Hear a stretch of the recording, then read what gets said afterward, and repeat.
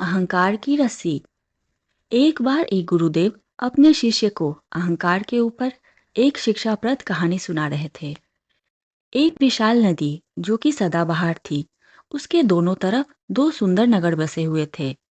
नदी के उस पार महान और विशाल देव मंदिर बना हुआ था। नदी के इधर एक राजा था। राजा को अहंकार था। कुछ भी करता तो अहंकार का प्रदर्शन करता। वहां एक दास भी था, बहुत ही विनम्र और सज्जन। एक बार राजा और दास दोनों नदी के वहां गए। राजा ने उस पार बने देव मंदिर को देखने की इच्छा व्यक्त की।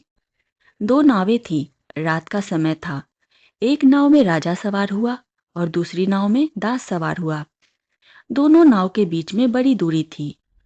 राजा रात भर चप्पू चलाता रहा पर नदी के उस पार न पहुंच पाया। सूर्योदय हो गया तो राजा ने देखा कि दास नदी के उस पार से इधर आ रहा है। दास आया और देव मंदिर का गुणगान करने लगा। राजा ने कहा कि तुम रात भर मंदिर में थे? दास ने कहा कि हाँ महाराज, क्या मनोहर देव प्रतिमा थी, पर आप क्यों नहीं आए?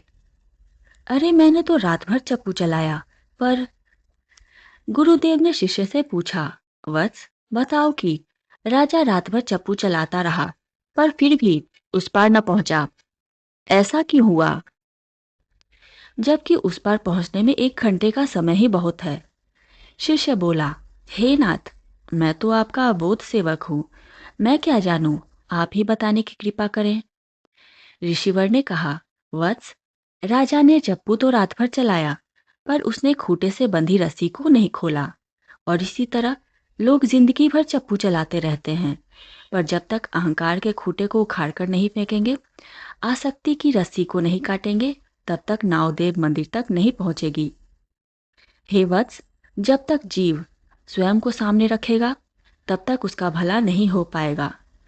ये ना कहो कि मैंने क्या किया, ये ना कहो कि ये मेरा है, ये कहो कि जो कुछ भी है वो परमात्मा का है, मेरा कुछ भी नहीं है। जो कुछ भी है सब उसी का है। स्वयं को सामने मत रखो, समर्थ सत्ता को सामने रखो, और समर्थ सत्ता या तो सद्गुरु है या फिर इष्ट देव।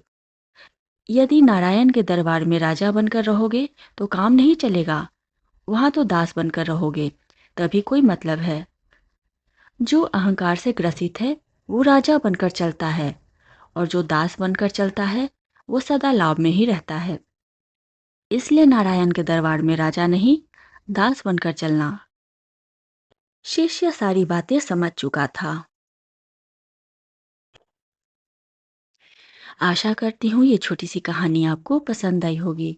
कहानी पसंद आई हो तो वीडियो को लाइक करें, शेयर करें और चैनल को सब्सक्राइब करें। धन्यवाद।